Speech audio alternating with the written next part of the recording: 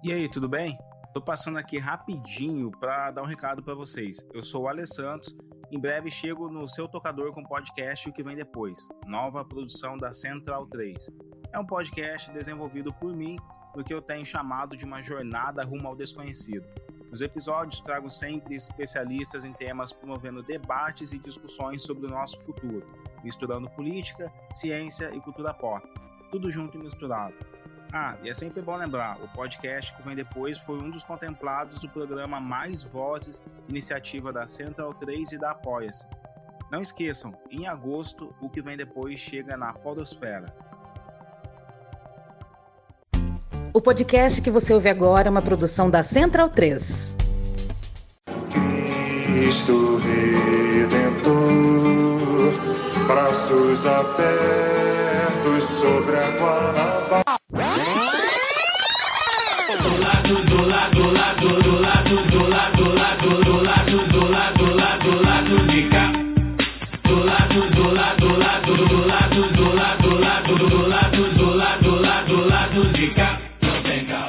Bom momento, espectadores e espectadoras do lado B, e bom momento aos ouvintes da Central 3. Hoje é sexta-feira, dia 20 de setembro de 2024, e eu sou o Caio Belandi, direto do Saúl Estúdio. E este é o lado B do Rio 333.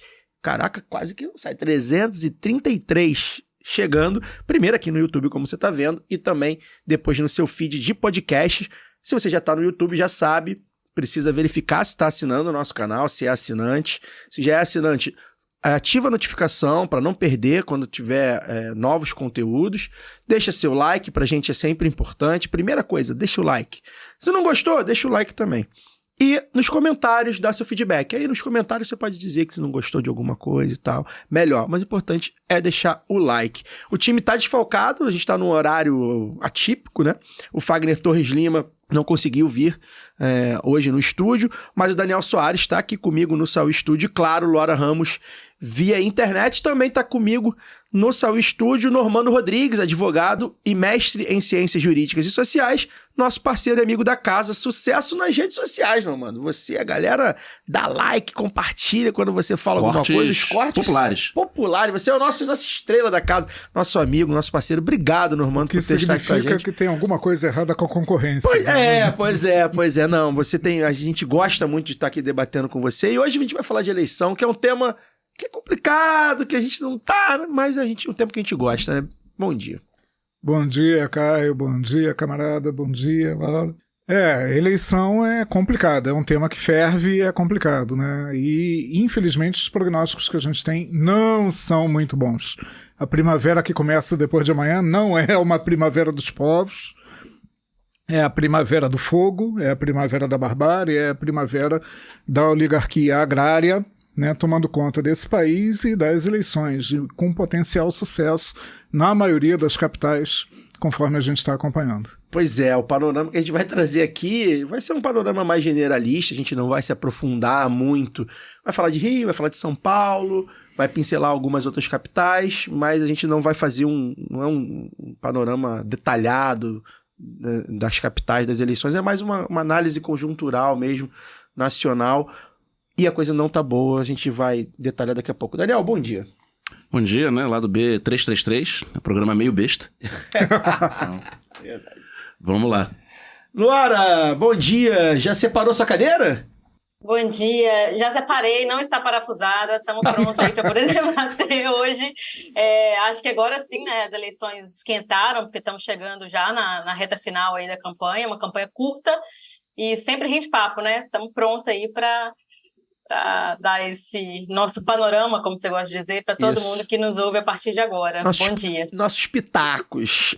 Antes da gente iniciar o papo, convidar quem está nos assistindo aqui a ver o último episódio do Lado B Revista, um papo que foi muito maneiro, muito bom, muitas reflexões sobre comunicação, Big Tech, marxismo, com o youtuber e historiador Ian Neves, da Soberana e do canal História Pública. Esse episódio do Lado B Revista, de alguma forma, vai conversar com o que a gente vai falar aqui, sobre Marçal, né, sobre efeitos das redes sociais, tudo isso. Do lado B.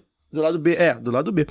Então, acho que, enfim, a gente convida você, quem ainda não viu, né, o programa tá aí fazendo bastante sucesso no nosso YouTube, a ver, principalmente a galera do podcast, né, que fica ouvindo e não tem o hábito de vir ao YouTube. Eu recomendo muito fortemente que se você não tem hábito de ver nada no YouTube, venha assistir este programa que tá bem legal e claro, né, enfim, deixar seu like, fazer o engajamento de sempre, que a gente sempre precisa compartilhar. Acho que é um programa que precisa ser visto por muita gente.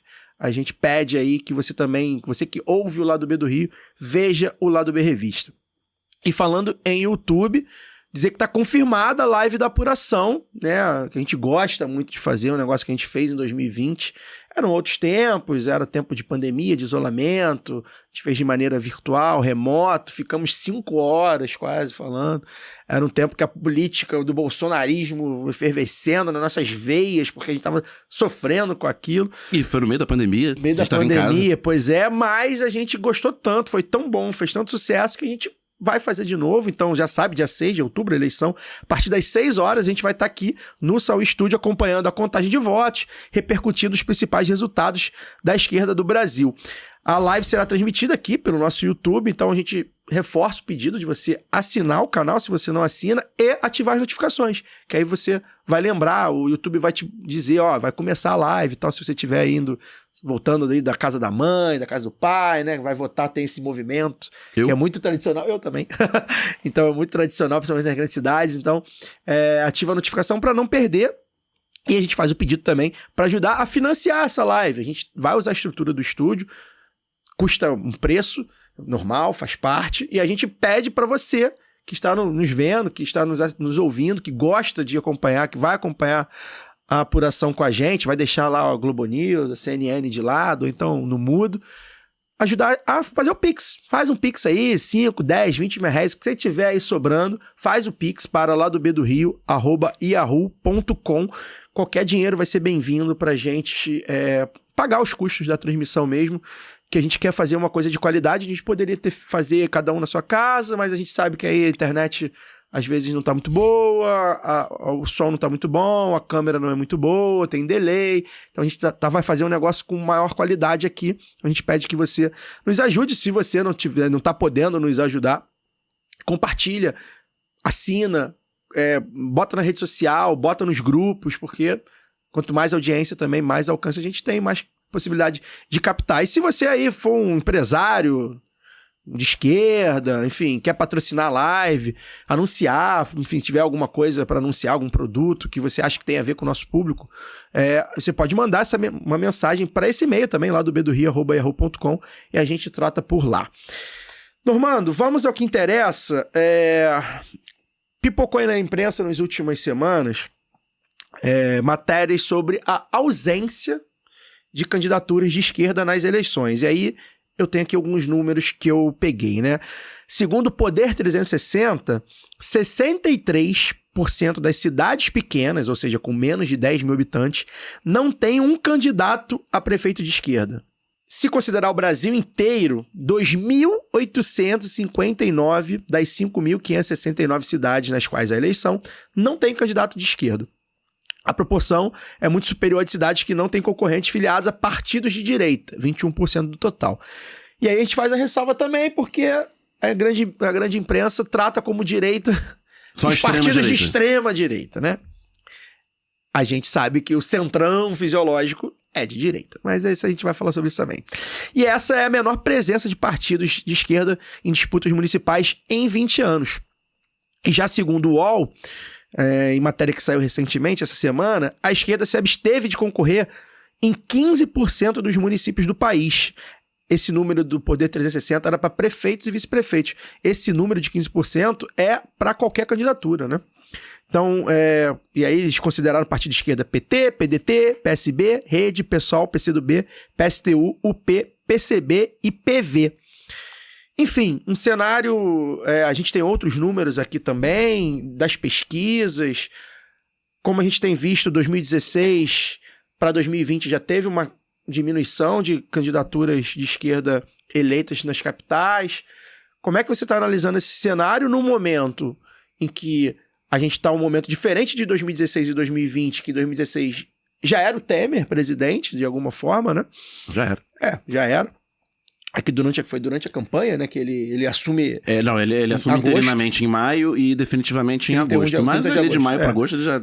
Já tinha ido pro Brasil. Já era o Temer em 2016, no momento em que a esquerda, na figura do PT principalmente, muito demonizada. 2020, pior ainda, né? Com o bolsonarismo. Em 2024 a gente chega com o governo Lula. É sempre bom lembrar que o governo Lula está no poder, mas com o bolsonarismo muito vivo. Como é que você está analisando esse cenário para as eleições municipais? Então, Caio, vou fazer aqui umas preliminares, né? O governo Lula não está no poder. Essa é uma identificação que a gente faz lato sensu, né? Que é muito comum, corrente, mas não é muito verdadeira. Mandato é uma coisa, governo é outra, e poder efetivamente é outra ainda.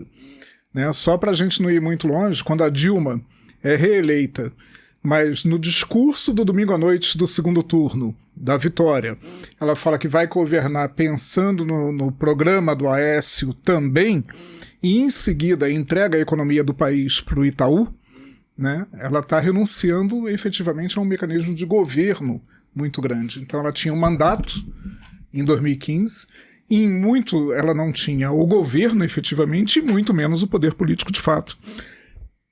Por outro lado, a gente teve momentos da história, como na Constituinte, 86 e 88, em que a esquerda não tinha mandato, né, não tinha governo, mas teve poder efetivo na modulação, na modelagem da Constituição de 88.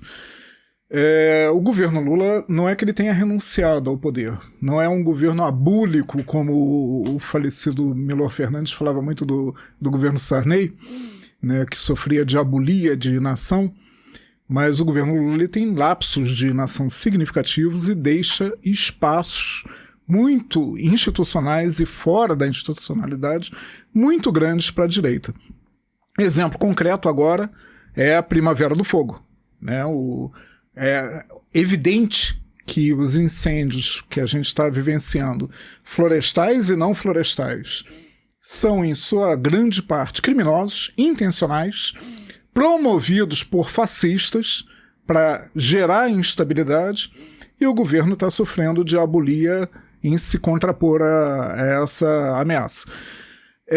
Agora, tudo isso faz parte, né, tirando a questão do poder, mandato e governo fazem parte de uma casinha na qual a esquerda entrou e se aprisionou, que a esquerda passou, quando ela passa a ser palaciana, né? A esquerda trancada dentro da sua gaiola de ouro, e passa a se importar muito mais com a disputa de cargos de nomeação, né, com quem vai levar que fatia de influência no governo, do que com a disputa ideológica nas ruas. Nós vivemos isso nos 3 primeiros mandatos do governo do PT, né, nos 2 governos Lula e no primeiro governo Dilma, mas numa escala menor.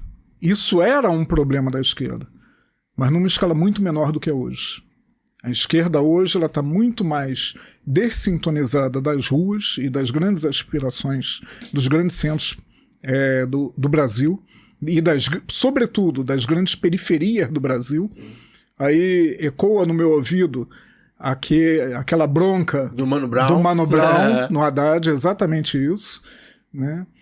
E isso é reflexo, o mais grave disso é que isso não é um tropeço fora da curva. Sim. Isso é reflexo de uma determinada visão de organização política e partidária que está predominando na esquerda, que é de dar menos importância às ruas. Uhum. Tá tentando resolver muito na burocracia, né? É alguma coisa que a gente tem falado aqui, né, Luara, sobre isso, e isso acaba,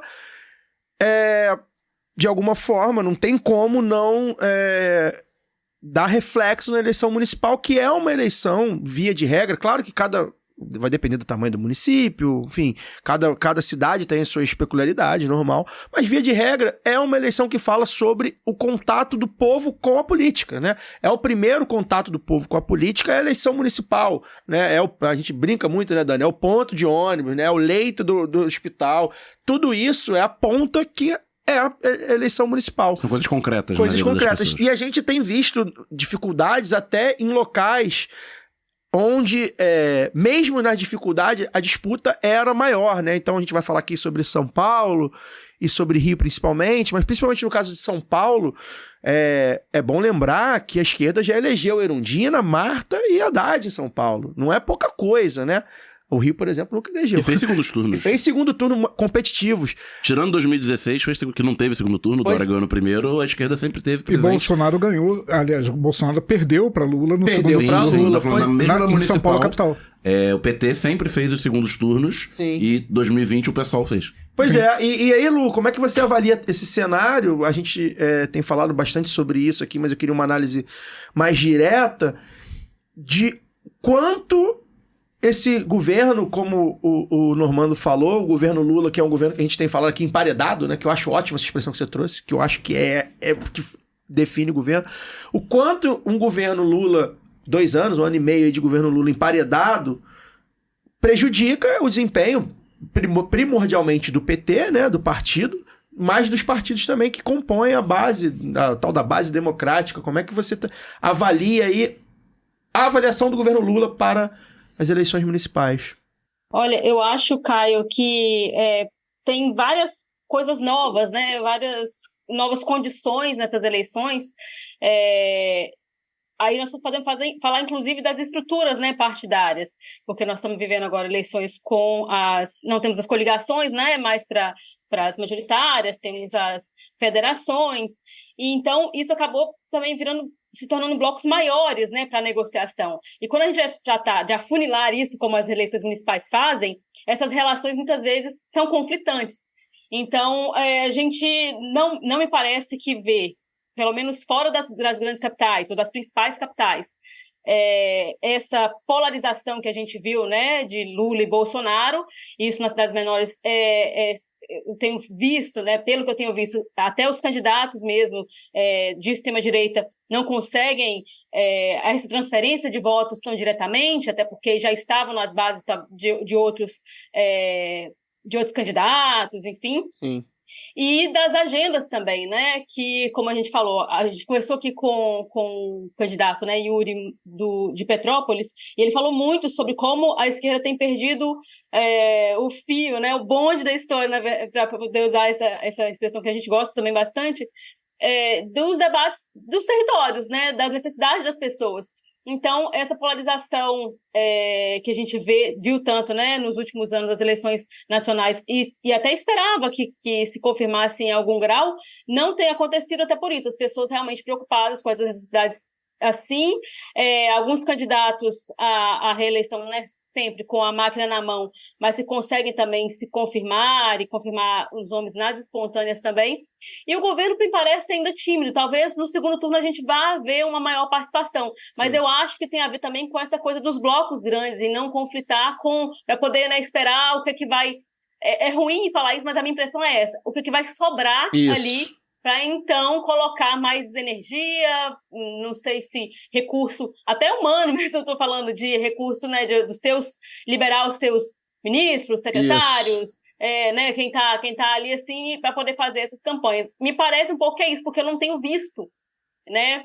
Se a gente for pegar, por exemplo, no Sudeste, né, uma região tão importante, já que a gente vai comentar muito aqui Rio e São Paulo, eu queria trazer a importância de outras capitais, né, no caso BH meio que aí já nas mãos da direita, da extrema-direita, mas Vitória teria ali uma importância fundamental por ser, talvez, a única capital do Sudeste em que o PT tem uma possibilidade de disputar realmente, né, ali com o João Coser, que é ex-prefeito também, mas que já oscila negativamente nas pesquisas, né? Está ali com 15% na última pesquisa da Quest, se não me engano. O atual prefeito, que é o Pasolini, que eu chamo carinhosamente de Crivella que come muqueca, já tem 53% das intenções de voto. E uma rejeição pequena em relação ao João Coser. O Pasolini tem 21% de rejeição e o Coser tem mais de 50% de rejeição. É o candidato com maior rejeição, né? Maior do que o candidato do PL, que aparece ali em terceiro. nas intenções de voto da capital capixaba. Então, assim, ao mesmo tempo que tem essa coisa do fundamental, do quão seria importante ter uma capital, né, com um prefeito do PT disputando, você não vê uma grande campanha como se via em outros momentos, ou como se via antes até da Lava Jato, pensando ali em 2012, quando nós tínhamos praticamente os mesmos nomes disputando na Grande Vitória, e vínhamos, apesar de uma queda aqui no Espírito Santo, de cenários interessantes, como foi logo após a primeira eleição da Dilma, em que o PT cresceu bastante, chegou a ter muitos deputados, prefeitos nas principais cidades da Grande Vitória do interior. Então, eu vejo muito assim, como parece que não sei se há se estão puxando o freio de mão nesse primeiro turno. Acho que a minha impressão é um pouco essa. Ou se, de fato, não há intenção ou força para colocar, né? Então, acho que o segundo turno vai mostrar muito para a gente, mas me preocupa, porque você não ter candidatos expressivos nas capitais, né? Falando aí do PT, mais da esquerda e tudo, fica mais difícil puxar também a chapa de vereadores, né, que acaba que a tendência é dispersar em outros candidatos também, ou então não conseguir confirmar em outros candidatos a prefeito, eu digo, né, acompanhar aquelas dobradinhas que a gente fala, que as pessoas vão votar para prefeito e vereador, então não conseguir acompanhar, não conseguir confirmar, e aí não fazer vereadores. Por exemplo, Vila Velha, aqui onde eu moro, não tem vereador desde 2016. O último foi eleito em 2012 e o PT não faz um vereador desde 2016. Não tem nenhum vereador de esquerda, né? Além do PT, não tem nenhum outro vereador também, ou vereadora de esquerda na Câmara. É uma Câmara que acompanha bastante o candidato à reeleição, que tem 75% de intenção de voto na estimulada já. E na espontânea também voa ali para mais de 50%. Então, é um cenário bem complicado para a gente aqui no Sudeste. Isso acaba se refletindo também para outras regiões, né? Eu acho que há uma timidez do governo em assumir as candidaturas para não complicar maior esses novos blocos grandes aí com as federações, os partidos, o Centrão. Você fez uma ponderação que eu queria lembrar de fazer também. Você falou sobre a dificuldade também dessa tal polarização, né, que muitas vezes tem fugido nas eleições municipais. A extrema-direita também está com essa dificuldade, de fato, né? A gente vê, inclusive, aqui no Rio, que é onde o Bolsonaro ganhou, na capital, né? E o Ramagem, a gente vai falar sobre, não consegue decolar como se era previsto. Embora a gente vá falar sobre... Há ressalvas. Vai chegar lá, provavelmente. Mas ela tem essa dificuldade, porque é isso, né? Primeiro, que a questão municipal, por ser linha final de muitas políticas públicas, ela fica muito na mão de deputados, né, dos prefeitos e daquela galera do curral, né, que é chamado de curral, né, ou seja, o prefeito da região, o deputado da região, então eles que manejam o deputado dinheiro, municipal. O deputado municipal, o prefeito atual, é muito comum. Reforma a praça e asfalta a rua. Exato, isso. E aí isso está ligado... Em associação com o prefeito, sempre. E em partidos fisiológicos, né, do chamado Centrão. Sim, natural, a gente vê isso, né. Então também isso colabora. Dani, você queria falar? Não, a Luara falou da rejeição do Coser, né? E se a gente pegar as pesquisas, né, e olhar os dados de rejeição, os candidatos da esquerda, em geral, são sempre os com maior rejeição. Mesmo que eles não tenham experiência administrativa. Então é muito curioso, por exemplo, que o Coser, que foi prefeito já há algum tempo, né, carrega uma rejeição muito maior do que a do prefeito atual. Porque, em geral, quanto mais tempo, né, de cansaço de material, né, a pessoa vai criando rejeição, porque está exercendo poder há muito tempo. E aí, no Rio, a gente olha, o candidato com maior rejeição é o Tarcísio Mota, do PSOL, que nunca deve ter sido eleito síndico de seu prédio, né, mas é deputado, é vereador, tá aí, apareceu no cenário político há 10 anos, né, com a candidatura a governador em 14, mas nunca exerceu o poder executivo, tem um mandato e meio como vereador, meio mandato como deputado e tem a maior rejeição. Por quê? Né? Por que ele tem 40% de rejeição? O que ele fez para ter 40% de rejeição? Ser de esquerda e ser associado ao PSOL, e que como foi o partido que polarizou no Rio de Janeiro desde 2012, né, nas eleições locais, sofreu toda a carga que o PT recebe, né, de demonização nacional via a formação política da extrema-direita via redes sociais, né? No Rio isso respingou no PSOL, né? Que é o defensor de bandido, que é o gaysista, feminazi, maconhista, abortista. Então ele carrega, a rejeição não é dele. né? E, inclusive ele era uma figura até que tinha uma simpatia do eleitor comum, porque é gordinho, carnavalesco, professor, fala bem nos debates e tal. E ele, com o tempo, essa rejeição que é da esquerda foi associada ao pessoal e foi associada a ele. E o Eduardo Paes, que é um prefeito em seu 3º mandato, né, tá no seu 12º ano de poder municipal, tem uma rejeição baixíssima. Tem 20%, tá aumentando agora. Provavelmente porque a campanha do Ramagem está associando ele à esquerda, como candidato da esquerda, o candidato do Lula. Então, a gente vê em várias capitais, né? No Espírito Santo é verdade, no Rio é verdade, e aquele discurso que a gente já ouve há muito tempo, mas tem se tornado cada vez mais comum. Esse cara é legal, ele tem propostas boas, ele foi um bom prefeito, mas ele é de esquerda, né? Ele tá no PT, ele tá no PT. Então tem um conhecido meu, a gente não se conhece pessoalmente, mas tá num grupo, essas coisas, né? Amizades virtuais, o Gabriel Isidoro, um abraço pra ele, sei que ele ouve o programa, de Caxias do Sul. E ele fala que, reconhecidamente, nas ruas, eu esqueci o nome agora, é deputado estadual ou federal, é um ex-prefeito de Caxias, que sempre concorre na eleição, chega no segundo turno e perde. E assim, nos bares, na fila do açougue, as pessoas falam, ele foi um ótimo prefeito, mas é do PT, né?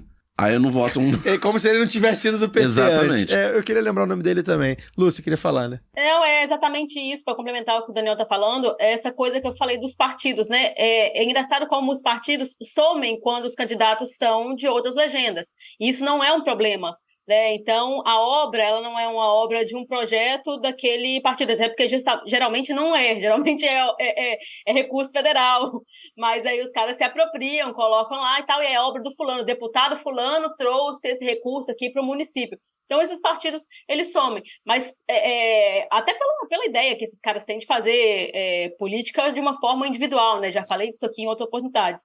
E com os partidos de esquerda acontece isso, né? Eu lembro que na minha campanha era muito comum de ouvir isso das pessoas falando assim, não, mas você fala bem, você tem ideias boas, mas esse partido seu não dá. Quer dizer, as pessoas concordam com o que eu concordavam com o que eu defendia, mas não entendiam que o que eu defendia era um projeto partidário também, né? O partido como um instrumento ali de disputa, mas faz parte do partido também. E esses caras que não têm projeto, né, aparecem como se fosse uma coisa, não tem projeto, né, coletivo, eu digo, aparecem como se fossem os donos daquela obra, daquele recurso, daquela ideia, daquele projeto que estão levando para as comunidades. E aí, quando se trata também de falar que, não voto nesse partido porque ele é corrupto, mas os outros não são. Ali, as pessoas estão acima dos partidos. Partidos são um instrumento da pessoa. Exatamente, mas quando é com a esquerda, isso se inverte. Então, é uma curiosa relação sem nenhuma lógica, né? Sem a possibilidade das pessoas raciocinarem ali, mas que a gente acaba enfrentando nas ruas. Qualquer um que já fez campanha de rua deve ter se deparado com essa situação. E que eu acho que ainda não conseguiu inverter, não conseguiu, né? A esquerda não conseguiu disputar isso, assim. Acho que também por uma postura mais retraída. A gente vai falar disso, acho que quando falar de São Paulo, porque todo mundo tem sentido uma falta de ver aquele Boulos que a gente conhece, né, do MTST, e nos debates também, né, não tem se mostrado assim tão indo tão para cima como acho que muita gente gostaria. E Normando, acho que aí vou chamar o mestre em ciências sociais aqui, porque aí foge um pouco, quer dizer, a gente está falando de política ainda, evidentemente, mas foge um pouco também da estrutura partidária. A gente está falando de crise de representatividade, a gente está falando de demonização da política, né? Quando a gente vê isso respinga no partido de esquerda e principalmente no PT, são os partidos que existem. Era o partido que efetivamente tem programa, que estavam no governo na época que a gente viu da demonização política a partir de 2013, com Lava Jato e tudo mais. Então, a gente está falando sobre isso também e a gente está vivendo ainda esse momento, né? Então, nessa fala da Luara, que é super interessante, eu acho que tem, primeiro, uma moeda de dois lados, que é o fato de não ter partido político institucionalizado no Brasil. A gente tem uma coleção uma miríade de legendas, de oportunidade, todas elas de aluguel. Na redemocratização, nós tivemos um partido que foi sujeito histórico, o PMDB, né, do qual o MDB não tem nenhuma semelhança, e que se dissolveu com o neoliberalismo. A verdade é que ele foi se diluindo e perdeu completamente características. E durante muito tempo nós tivemos um antagonismo que polarizou a política brasileira com dois partidos que efetivamente existiam. O PSDB, né, que só tinha social-democracia no nome, era um partido neoliberal, né, hegemonizado pelo neoliberalismo, a ponto dos nomes fundadores históricos irem morrendo, morrendo politicamente, morrendo fisicamente dentro do partido, e ficar, né, o pragmatismo do neoliberalismo e da aliança histórica desse partido com o Centrão. Mas ele tinha, até a ascensão do fascismo brasileiro, ele tinha uma cara política, ele existia enquanto partido. Tinha um programa, identificava-se, tinha uma imagem. Social-liberalismo. Social-liberalismo, E o PT. Então, sobrou o PT enquanto partido, e do outro lado, o que é um movimento não é um partido. Que aí tanto faz ser o partido A, B, C, é um movimento fascista, organizado. Bom, por que isso é uma moeda de dois lados? Né? É ruim por esse aspecto que a Luara fala. Todo mundo vai cobrar a legenda, as mazelas, né, plantadas pela mídia, ou reais do PT, todo mundo vai imputar a legenda e vai cobrar os seus candidatos identificados pelo peso da legenda. E isso não acontece do outro lado, porque do outro lado não tem partidos. E um aspecto, uma discussão que revela muito isso é o debate da corrupção. Por que a corrupção, a mãos limpas na Itália, por exemplo, desmontou os principais partidos? Porque existia, desde o pós-guerra na Itália, uma identificação dali dos democratas cristãos, dos socialistas e dos comunistas. Era uma institucionalidade. E essa institucionalidade é que foi desmontada pela corrupção. Aqui é diferente. Aqui, como você não tem, desde a redemocratização, desde o golpe militar em 64, você não tem uma identidade construída de partido de direita, a questão da corrupção não pesa para a direita, não pesa em legenda e não pesa programaticamente. Isso é uma coisa que eu venho falando há muito tempo, desde lá do Mensalão, que é o quê? Corrupção na pauta política da direita é radicalização de um programa político. Ela não tem contradição. A corrupção é levar aquele programa individualista, neoliberal, do vou me dar bem, às últimas consequências. E é por isso que ela capta o anseio dessa multidão que hoje é vítima das bets, por exemplo. É a mesmíssima lógica da corrupção. Eu vou me dar bem independentemente do sistema, fazendo atalhos na institucionalidade. Já na esquerda não, velho. Por que sempre a cobrança vai ser diferente? Sempre vai ser desigual? Porque a corrupção na esquerda é uma contradição programática. É a esquerda que faz o debate verdadeiro da igualdade. Então ela, quando é pega na contradição, isso dói, mas muito no fundo, contra a sua programação ideológica, contra a sua intervenção na realidade, do que dói na direita. Na direita é parte do programa. Inclusive, nos grupos de zap da vida, eu já vi esse discurso literal. Né, falando, mas tem corrupção no governo Bolsonaro também. Por que você tá falando de corrupção do governo Lula? Mas o Bolsonaro pelo menos não fica, pelo menos não defende a igualdade, não sei o que lá. Não é ele pelo menos não é contra a corrupção, ele pode roubar. Tem só uma anedota que é muito significativa sobre isso, que é no iniciozinho do problema do Cunha, quando o Cunha começa a ser acusado de ser corrupto, etc e tal, não sei se vocês lembram disso, aí tem uma reunião multipartidária de direita, que tem o MBL, tem o Bolsonaro, tava todo mundo nessa foto. Aquela foto que tá uma que vão apoiar o Cunha. Aí a fala é do Kim Kataguiri, né, de dizer o Cunha é corrupto, mas é nosso. Teve isso, verdade. Momento de sinceridade. Pois é. E aí tem uma questão também, que aí a famosa autocrítica, né, que a gente faz aqui, que não é autocrítica que a mídia corporativa conclama, sobre a corrupção, ainda sobre esse tema, né, que quando chega no poder, embora na maioria dos casos não houvesse comprovação de corrupção e tudo mais entre entes públicos e grandes empreiteiras, a relação do governo, enquanto governo, com essas grandes empreiteiras e grandes bancos era promíscua. Então, a esquerda também a gente também não tinha como... Bem, tudo bem, não teve corrupção, não houve, o Lula não é ladrão, mas o governo dele...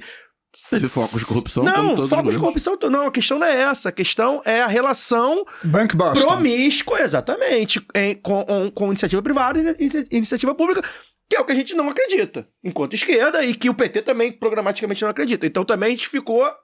tudo bem. Beleza, o vai Lula... do Banco de Boston no Ministério da Fazenda, Pois é. às OS rasteiras na vida do cidadão na saúde pública. Pois é, então misturou de uma forma que, embora não houvesse comprovação de corrupção, beleza, tá aí, a própria Lava Jato mostrou isso, as relações entre os governantes, os ministros, os secretários, com os poderosos donos do capital, é um negócio que a gente não pode concordar. Lu, quer arrematar? Sim, que essa coisa também, né, essa forma de ver a política como a pessoa acima dos partidos, né, como se vê à direita, isso, claro, beneficia esse tipo de relação também, e acaba atrapalhando quando você precisa fazer essa conciliação, que é tão criticada à esquerda, mas que acaba sendo necessária, porque nós estamos falando de política, estamos falando de quem tem voto também, e aí as pessoas não conseguem diferenciar, né? Não conseguem, mas peraí, se numa eleição você estava criticando fulano, dizendo que ele é corrupto, e você não é corrupto, e agora você está dando as mãos para esse cara, então quem é você? Né, essa base social, ela fica confusa. E isso é um dos grandes pontos, assim, para a gente entender o que está acontecendo em BH, por exemplo. BH, que sempre foi uma capital progressista, né, teve inúmeros governos municipais ali do PT, governos premiados até, Cunha Mário, né, Patrus, a gente teve grandes nomes que saíram ali do PT de Minas, do PT de BH, e hoje BH está caminhando para uma eleição com 2 nomes da extrema-direita, tanto que o jornal, né, o Estado de Minas, que não é lá um jornal progressista, como todos os grandes jornais do país, fala em uma dissidência para ter pelo menos um candidato do campo democrático, né? Daniel e eu estávamos conversando... Cometeram esse ato falho, né? Se um campo é democrático, o outro é o quê? Exatamente, tem que estar do outro lado. Então, assim, quando é que isso começa, né? A gente pode começar a traçar ali, sei lá, do Márcio Lacerda, né, o candidato do PSB, que foi lançado com um acordo entre o PT do Pimentel e o PSDB do Aécio. E desde então, você não vê, de PSB não tinha nada naquele Márcio Lacerda, né? Foi um governo extremamente autoritário, tanto que dali surgiram vários movimentos interessantes da cultura, né? Para poder resistir ao que era o governo do Márcio Lacerda, um governo extremamente autoritário mesmo, em promover ou melhor, não promover, né, o acesso à cidade. Então, movimentos como Tarifa Zero saíram dali da resistência contra o Márcio Lacerda. O próprio Carnaval de BH cresceu muito a partir de carnavais fora de época, que eram feitos, né, o Praia da Estação, ali em BH. Então, você pensa, uma capital que promove isso tudo, mas que está ali, que pode ir para a mão do PL, ou então do Tramonte, que é aquela figura truculenta, para usar até uma aliteração. O Datena que falou deles. Exatamente, da Atena que come queijo. Então, é uma coisa assim, preocupante, mas que a gente começa a perceber assim, onde é que foram os erros? Foram vários, mas um desses é essa linha que se diluiu ali entre o que é um candidato de esquerda e o que é, né, a própria esquerda em BH, né, que está rachada ali na candidatura do Rogério Corrêa, que é deputado federal, e da Duda Salabert também, que foi uma vereadora quando foi vereadora de BH, né, mais votada, com uma votação expressiva, mas que também não conseguiu se confirmar nessa disputa do que seria a esquerda de BH. Onde é que está a esquerda de BH? A gente quer saber, né? E aí a gente tem um cenário em que o atual prefeito, na verdade, é vice-prefeito, ou seja, ele não foi votado, ele era vice do Calil, que saiu para ser candidato ao governo, que é a mesma situação mais ou menos ali do Nunes. Existe uma rejeição, mas as pessoas também não querem largar o barco para uma esquerda que a gente não sabe onde está. Tanto que o Calil tá apoiando o Tramonte, né? Nossa, gente, ali virou um negócio difícil, BH. É difícil, é por isso que eu falo assim, eu tô trazendo alguns elementos para quem não acompanha, entender um pouco, ou tentar entender, porque eu também não consigo, onde é que nós estamos, né? Mas é um cenário muito complicado, que eu trago muito para cá quando a gente fala de Minas, né? Porque você vê, isso se confirma até na capital. É uma capital grande, uma capital que teve, né, já governos progressistas, que tem movimentos interessantes, mas que acaba parecida com qualquer cidade do interior de Minas Gerais, em que os candidatos se confundem se misturam de uma eleição para outra, quem estava contra está junto, e também depende muito dos movimentos dos deputados, porque é um estado muito grande. E as alianças também acabam sendo mais fragmentadas, né? A gente fala desses grandes grupos, eles também se confundem, se misturam, se fragmentam e depois para o segundo turno também é outro jogo. Então nós vamos ter que esperar para ver o que vai acontecer ali. Esperar para ver, eu tô colocando assim, não é nem jogando os pontos, mas é porque realmente está confuso como é que vai ser feito, inclusive dessa dissidência que o Estado de Minas trouxe, né, como notícia, se vai se confirmar uma ala, né, pró campo democrático, que se vai apoiar o próprio Noman, né, que é o atual prefeito que foi vice do Calil. Aproveitar que para dar uma informação, Pepe Vargas é o prefeito de Caxias, foi prefeito, atualmente deputado. Deputado, né? Foi aos autos. Fundador do PT. Isso. Aproveitar que você falou aí de BH, Luara, vamos iniciar o nosso papo regional, né? Vamos pro que interessa, que é a numerária, né? Saiu na Datafolha de ontem, Nunes 27%. Em São Paulo isso, né, tá? Nunes 27%, Boulos 26%, Marçal 19%. E aí, enfim, a pesquisa... são as tendências, né? A pesquisa já mostra pós-cadeirada, que a gente precisa falar sobre. Não tem como não falar sobre. Eu queria chamar o Normando, né? Porque eu acho que... A cadeira aqui não é parafusada. Essa não, mas aí a gente... Mas aqui tá tranquilo. Não tem ninguém passível de uma cadeirada, né? Então, pelo menos hoje não tem. Já tá podendo fazer uma nova versão daquele programa da TV Quase, né? Frases que valem uma cadeirada. Ou então eu vi, cara, os memes foram muito bons. A gente vai falar sobre isso, mas eu vi um muito bom que era apresentadores famosos por cadeiras, né? Aí um era o Raul Gil com um banquinho. E outro da Atena com um bancão. Ai. Normando, como é que você tá vendo? São Paulo tem não só por ser São Paulo, né? Uma centralidade econômica e tudo, cultural e tudo mais, mas porque tem... Populacional.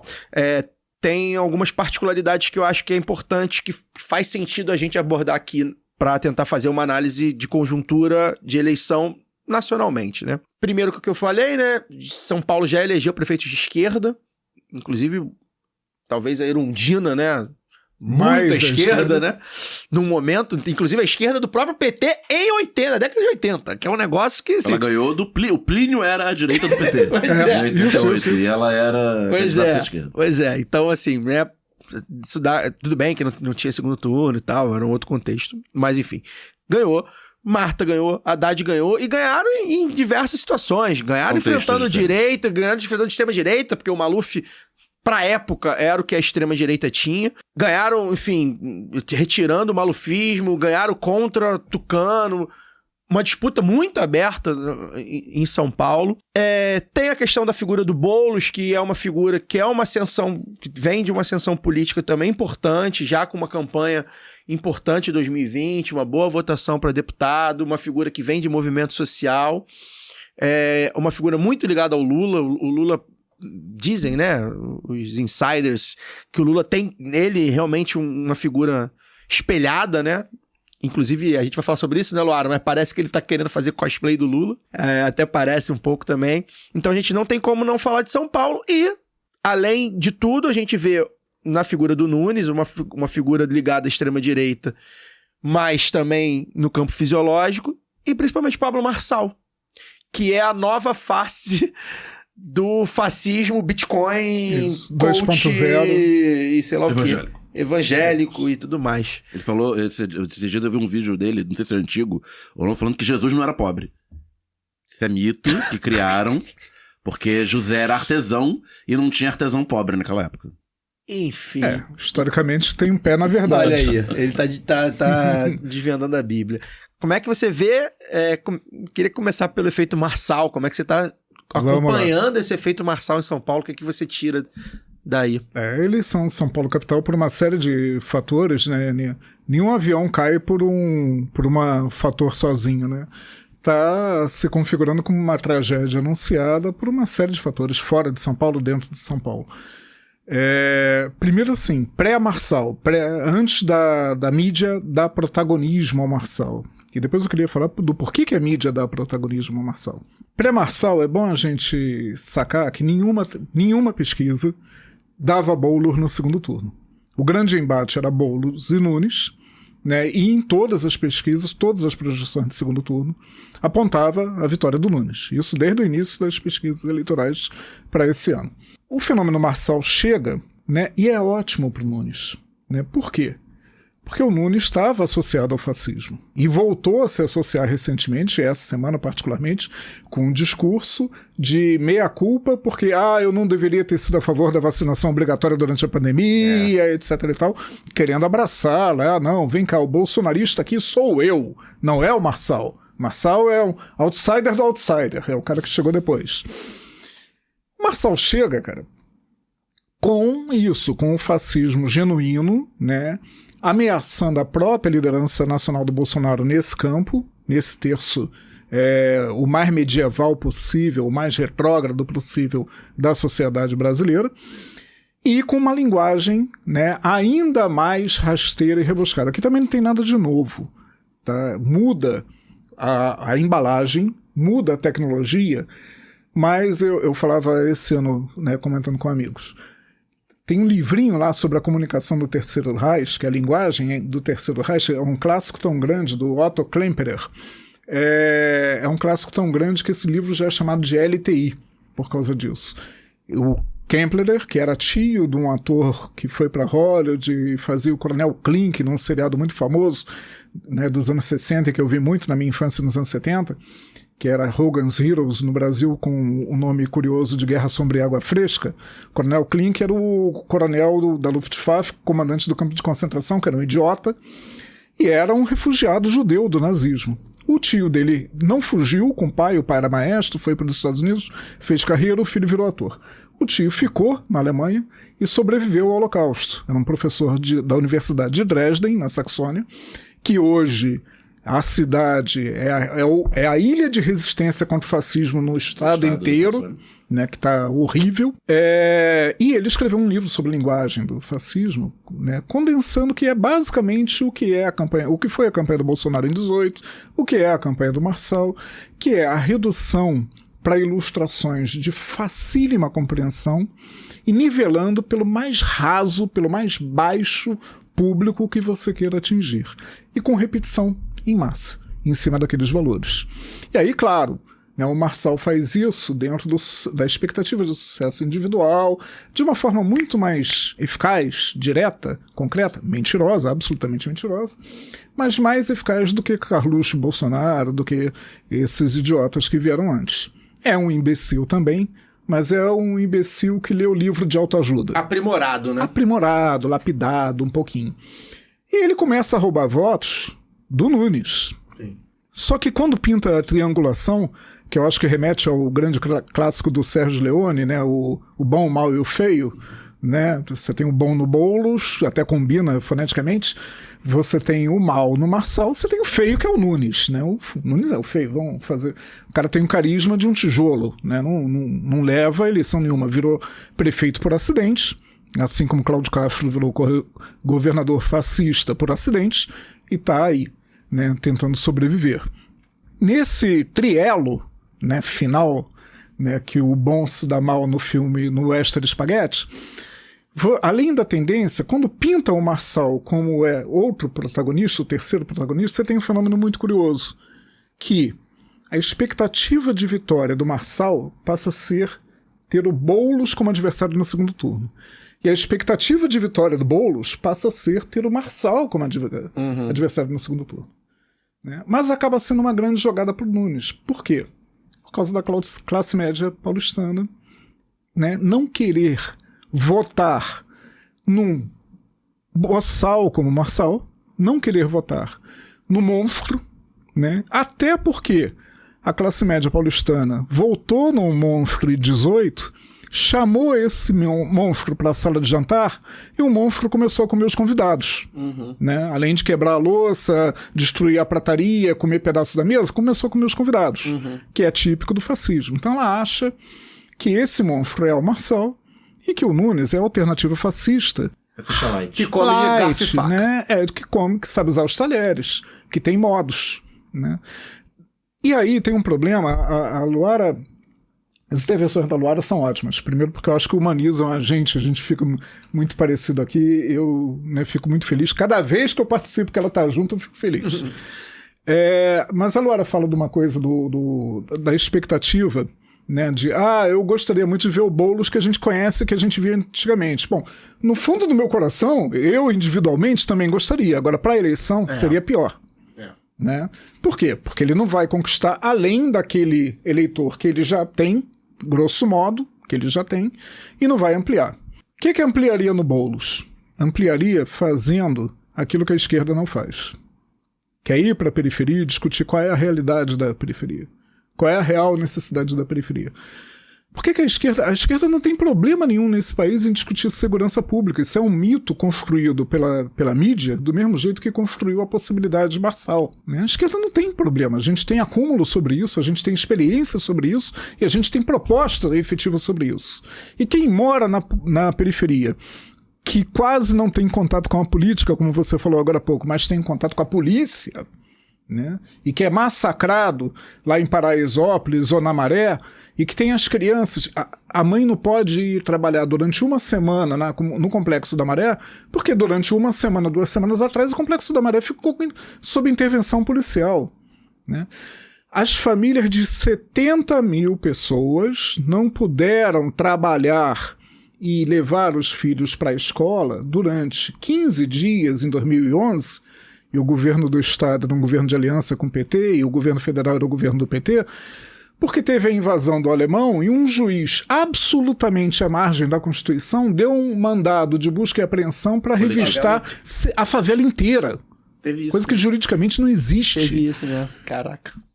Então, essa população ela está acostumada a viver com estado de exceção, desde a ditadura. A Constituição nunca bateu na porta dessas pessoas. E a esquerda não abandonou ser a mensageira do conteúdo universalizante de direitos para essas pessoas. E óbvio que não vai bater na porta e falar, eu estou vendendo a sua aqui, né, que nem Testemunha de Jeová, estou vendendo a Constituição com conteúdo universal. Não, cara, você vai discutir por que teu filho não foi à escola, por que o filho da tua vizinha foi massacrado pela PM, né, foi morto, né, atirando antes de qualquer coisa, ou por bala perdida. Por que a expectativa de vida dos jovens negros aqui, do Alemão, da Maré, da Rocinha, é muito mais reduzida do que do jovem branco da Zona Sul Carioca? A esquerda não faz esse debate. A esquerda não enfrenta. Quando estava ouvindo a feliz intervenção da Luara, você falou das vezes que a esquerda foi prefeitura em São Paulo, enfrentando a direita. O que está faltando é esse gerúndio. É o exercício do verbo enfrentar. A direita está ganhando por WO, né? Me repetindo até. E eu tô vendo isso na campanha do Boulos. Para mim está muito evidente. Tô cada vez mais preocupado. Tô numa tendência muito grande de tomar um porre contínuo daqui até o segundo turno e acordar em novembro. Por quê, cara? Porque o que eu ouço de autocrítica na campanha me deixa sem cabelos. Né? Hoje, por exemplo, eu ouvi que a campanha do Boulos vai girar todas as baterias para o Nunes, correto, beleza, e vai resgatar aquele episódio de violência doméstica que por 2 vezes, pelo menos, são 2 vezes registradas, ele espancou a mulher. Bom, é um ótimo programa para eleger o Nunes. Escuta, a classe média que pode potencialmente já está com o Nunes, ou que pode migrar do centro do Marçal para o Nunes, da extrema-direita para o Nunes, está pouco se lixando para isso. Pelo contrário, vota no cara se ele fizer isso. Né? E a história do eleitorado, desse eleitorado, é muito grande nesse sentido. Né? Só para não ir longe.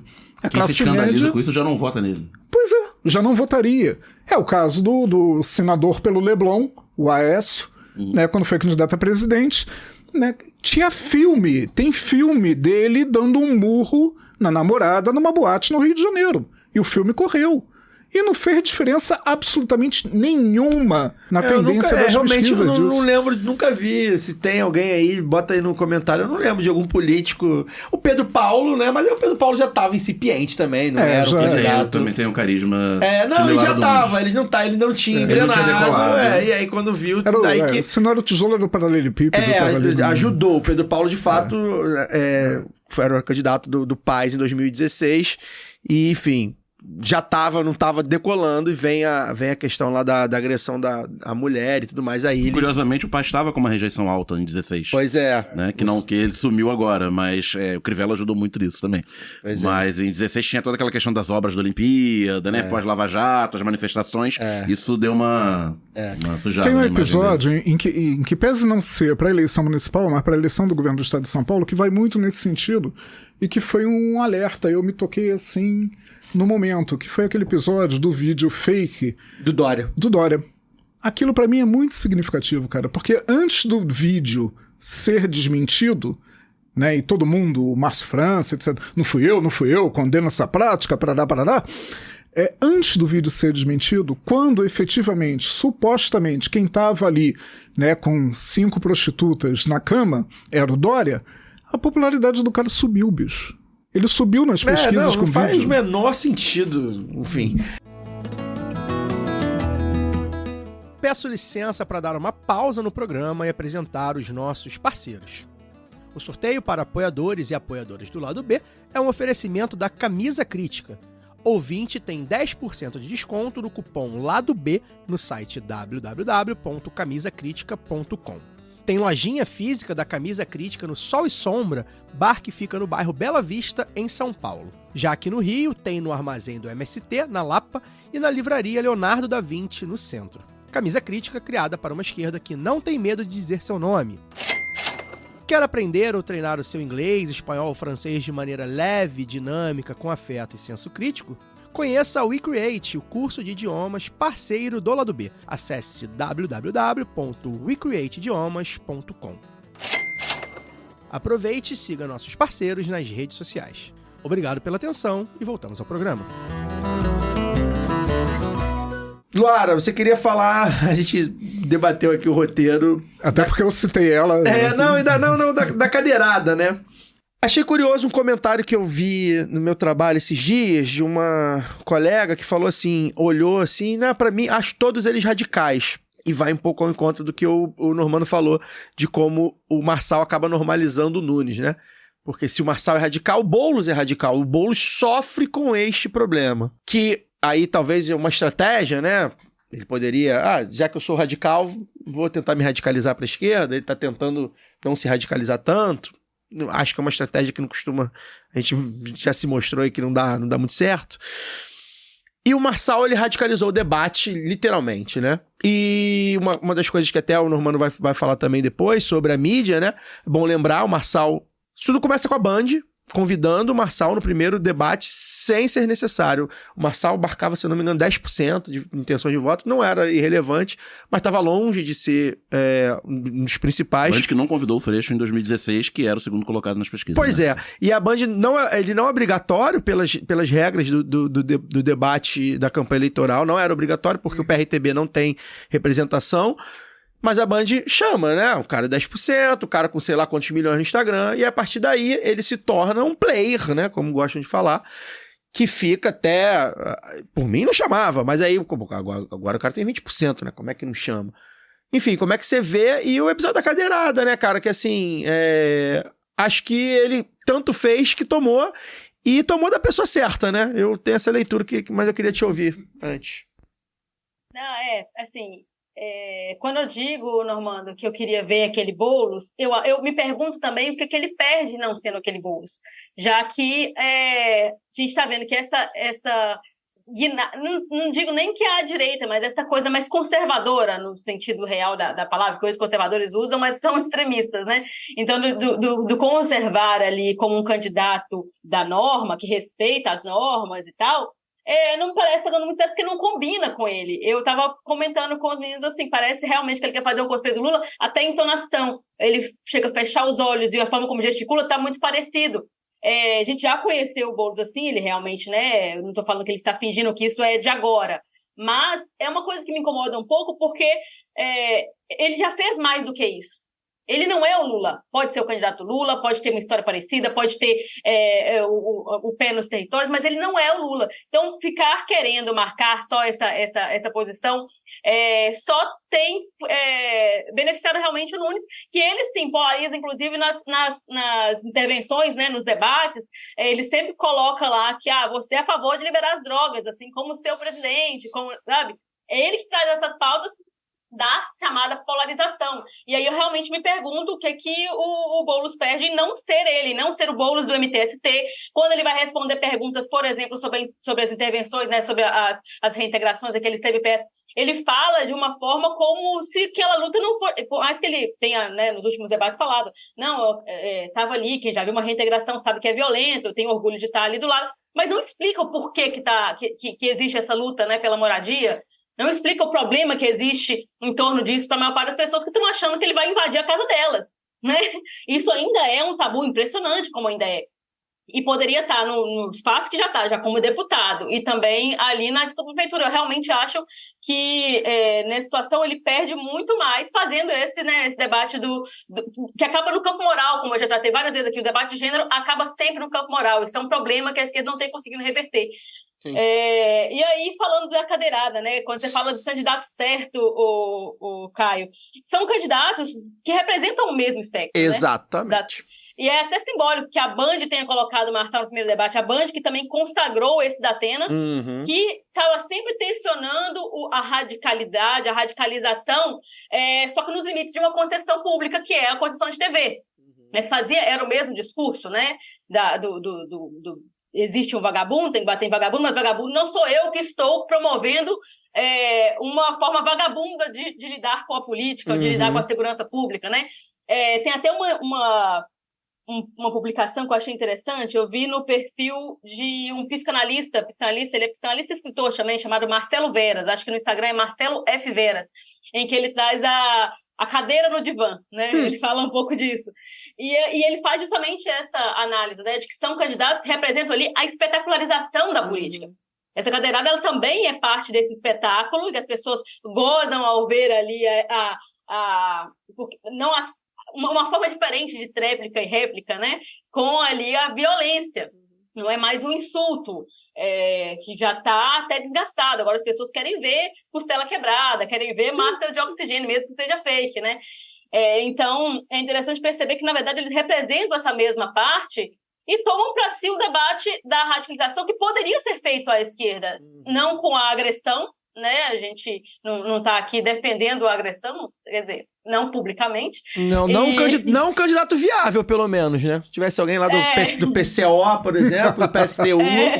Mas enfim. Mas não, assim, a gente não quer esse tipo de coisa, né? Realmente é um negócio que, você fica chocado. É um baixo nível, ter uma cadeirada no meio. É muito baixo. É um negócio que seria inimaginável há alguns anos, apesar de a gente ver crescendo esse tipo de coisa, né? Mas você vê que há um tensionamento, assim como o Datena fazia o tensionamento ali no programa policialesco dele, de xingar, né, e tal, que você falava assim, nossa, mas isso numa concessão, esses programas sempre foram parte do debate, né, sobre se podia, se não podia, qual era o limite, e agora é até simbólico que seja o Datena a enfrentar esse candidato que também traz essa espetacularização, mas de uma forma muito mais virulenta, no sentido mesmo de vírus, de como alcança, né? De viral, com a sua forma de fazer política que ultrapassa até o que a gente já conhecia dos esquemas das redes sociais, né? Porque Marçal também está sendo investigado, inclusive teve as redes suspensas durante um período, por ter um esquema de likes e de compartilhamento dos seus vídeos, né? Então, não sei se todo mundo sabe disso, mas é uma outra forma também de fazer essa campanha, ou seja, o cara furou também, né, essa outra barreira que ainda não tinha sido sequer normalizada, né? Não tinha sido, no sentido da norma mesmo, né? Não tinha sido, não existia legislação ainda que entendesse como é que se fazia isso, ou se podia fazer, como é que ia enquadrar também, né, Normando? Então, acho que você pode até falar um pouco pra gente também, se tiver coisa da questão eleitoral. E aí é um pouco disso. A gente é realmente lamentável, é um negócio que choca, apesar dos memes, que foram divertidíssimos. Quem falar que não riu tá mentindo. Mas é aquela coisa assim de até onde mais a gente vai descer, né? Onde é que vai? Porque o debate já está muito fuleiro, o debate já está um negócio terrível, a gente pensar em uma cidade mais rica do país, e esse é o nível dos candidatos e das candidatas, porque, sinceramente, a Sandy do PSB e a moça lá do Novo, misericórdia, né? É um negócio assim, parece que vive em outro mundo. Muito bom, muito bom. Mas é esse o nível, assim, a gente se pergunta se vai ter mais alguma coisa ou se vão ter que parafusar as cadeiras mesmo e que mais que esses caras vão levar do próximo debate, né? A Tabata tá atacando o Marçal naqueles vídeos, ela de jaqueta preta e tal, a Sandy apresentando linha direta. Os mais velhos vão lembrar do linha direta. Eu queria falar sobre a cadeira, antes de passar aqui pra mesa. A gente vai falar de Rio também, tá, gente? Por que eu acho que o Datena é o candidato ideal? Pra dar a cadeirada. Pra dar a cadeirada. Primeiro, é um homem milionário que não tem nada a perder. Ele vai com um contrato na Band. E que tava em queda nas pesquisas, derretendo. Não se falava, eu tinha tweetado poucos dias antes. Cadê o Datena? Não se fala mais. Ele apareceu chorando, não quero mais e tal. O cara que tava derretendo na pesquisa. Que não precisa dessa porra. Tá claramente pouco se lixando se vai ser eleito ou não vai ser. Que vai voltar não tá interessado no futuro político. Que daqui a um mês vai voltar, vai estar lá na Band falando que tem que matar o bandido, fulano e tal. Então, assim, pra ele não tinha nada a perder. Pro Marçal, e aí foi uma análise que muita gente fez na hora, ao contrário, né, do Trump eleito porque tomou um tiro na orelha, Bolsonaro eleito por causa da facada. Mundo muda.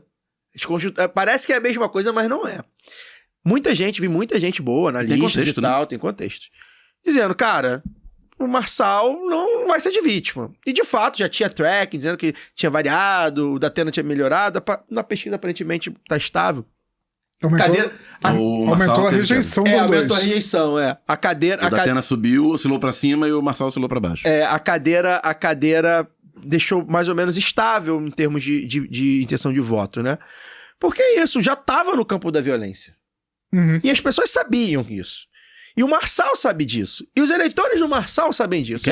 Querem isso. Então, assim, ficou muito claro para as pessoas que mesmo que não rejeitassem o Marçal, que mesmo que não votasse nele, mas que achasse ok aquilo ali, aquilo já tá... bem, o cara tá falando um monte de coisa da minha família, de mim, caramba, quatro, eu dou uma cadeirada, e assim... E tem um detalhe, né, Luara, que eu acho que é fundamental, né? E eu vi muitas mulheres falando sobre isso.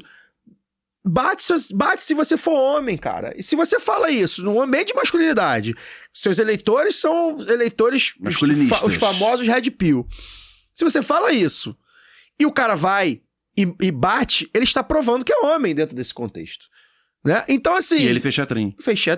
E depois viu que não é, não. Eu preciso manter aqui minha pose de machão. Ele mudou do tô morrendo pra nem doeu. Então, assim, a coisa virou... E é tão rasteira, é tão triste mesmo. Eu achei muito triste, ri pra cacete. Eu fiquei muito chocado na hora. E depois eu ri, porque, enfim, por mim, o Marçal, ele que se foda. Mas, assim... É um baixo nível. E assim, eu lembro que a política, há 20 anos atrás, eu era pequenininha, a política é baixo nível, o debate só se xinga, e nem se imaginava que ia chegar num ponto de um cara acusar um monte de mentira, todos os candidatos, que é o que ele faz, a ponto de um cara, que é o cara da violência, ele falou assim pro Marçal, meu amigão, eu falo de violência aqui, eu promovo a violência muito antes de você era pequenininho, eu já tava promovendo a violência na TV. Então, toma aqui, ó, bufo, e tacou de novo. Então, assim... Falei, cara, a gente chegou realmente no mais baixo nível. E assim, eu lamento muito, porque foi uma progressão. Não lamento que tenha sido no Marçal. Lamento que tenha chegado nesse nível, de ter um cara como o Marçal no debate público, a ponto de ter um cara como o Datena no debate público dar a cadeira dele. Tá tudo errado, né? E, enfim, eu acho que vai acabar sendo um movimento mais natural do que parece, porque o debate já estava nesse campo. E para quem cobra a agressividade do Boulos... eu discordo também, eu tô com o Normando. Eu vi muita gente... porque se o Boulos fica falando de amor e o Datena vai lá e bate. Cara, o Boulos é de esquerda, gente. A esquerda, ela é violenta, ela é corrupta, ela come criancinha, ela é tudo. Já tem esse...